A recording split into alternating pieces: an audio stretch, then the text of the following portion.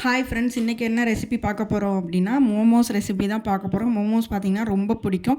So அதிகமாக சாப்பிட முடியல, ஏன்னா மைதாவில் செய்கிறது அப்படிங்கிறதுனால குழந்தைங்களுக்குமே அதிகமாக கொடுக்க முடியல. சரி, நம்ம கோதுமை மாவில் ட்ரை பண்ணி பார்க்கலாம் அப்படின்னு சொல்லிட்டு இன்றைக்கி ட்ரை பண்ணி பார்த்துருங்க. சூப்பராக டேஸ்ட் வந்தது. கண்டிப்பாக நீங்களும் ஒரு டைம் ட்ரை பண்ணி பாருங்கள். வாங்க எப்படி பண்ணலான்னு பார்க்கலாம்.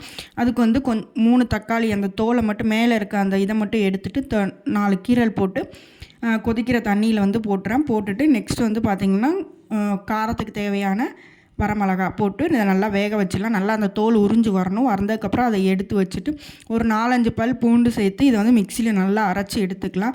நெக்ஸ்ட்டு பார்த்திங்க அப்படின்னா ஸ்டஃபிங் ரெடி பண்ணுறதுக்காக இந்த பக்கம் காயெல்லாம் கட் பண்ணி வச்சுருக்கேன். நம்ம விருப்பம் தான் என்னென்ன காயுமே சேர்த்துக்கலாம்.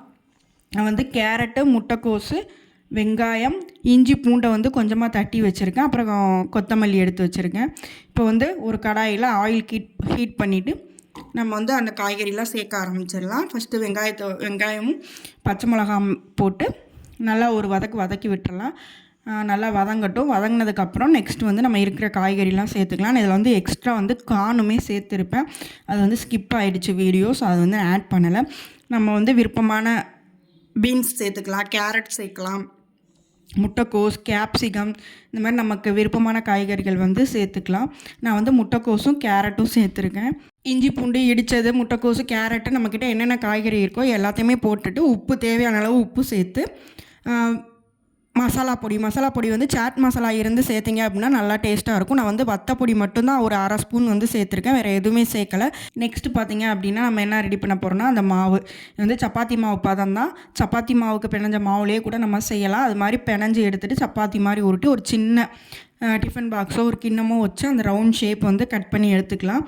எடுத்துகிட்டு இப்போ அதில் நடுவில் ஸ்டஃபிங் வச்சுட்டு பாருங்கள், நம்ம சேலையில் மடிப்பு வைப்போம் இல்லையா, அந்த மாதிரி சுற்றி ஒவ்வொன்றா அப்படி மடிப்பு வச்சுட்டே வந்தோன்னா அந்த மோமோஸ் ஷேப் வந்துடுது. டிஃப்ரெண்ட் ஷேப்பில் பண்ணுறாங்க. நான் இந்த ஒரு ஷேப் தான் பண்ணேன். நடுவில் அந்த கடைசியாக இருக்கு இல்லையா, அதை டைட்டாக பிடிச்சி வச்சிட்டோன்னா அது பிரிஞ்சு வராது நம்மளுக்கு வேகும்போது. ஸோ அந்த மாதிரி கொழுக்கட்டையில் மேலாப்பில் பிடிப்போம் இல்லையா, அந்த மாதிரி பிடிச்சி வச்சுட்டு இட்லி தட்டில் வச்சு இதை நல்லா ஸ்டீம் பண்ணி எடுத்துடலாம்.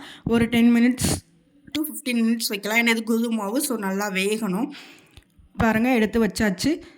சப்பாத்தி மாவு மீந்துருச்சு அப்படின்னா கூட இது மாதிரி கூட ஒரு டைம் ட்ரை பண்ணி பார்க்கலாம். ரொம்பவுமே சூப்பராக இருக்கும், ரொம்பவுமே ஹெல்த்தியானது. நெக்ஸ்ட்டு அந்த அரைச்சோம் இல்லையா, அந்த அரைச்ச சட்னியும் இதை எடுத்து வச்சுக்கிறேன். இந்த சட்னி கூட அந்த மோமோஸ் சேர்த்து சாப்பிடும்போது அவ்வளோ ஒரு டேஸ்ட்டாக இருந்தது. நம்ம மைதாவில் கடையில் வாங்குகிற மோமோஸோட இந்த வீட் ஃப்ளவரில் பண்ணது செம்ம டேஸ்ட்டாக இருந்தது. கண்டிப்பாக நீங்களும் ஒரு டைம் ட்ரை பண்ணி பாருங்கள். உங்கள் குழந்தைங்களுக்கும் செஞ்சு கொடுங்க. கடையில் அப்புறம் வாங்கவே மாட்டீங்க. தேங்க்யூ.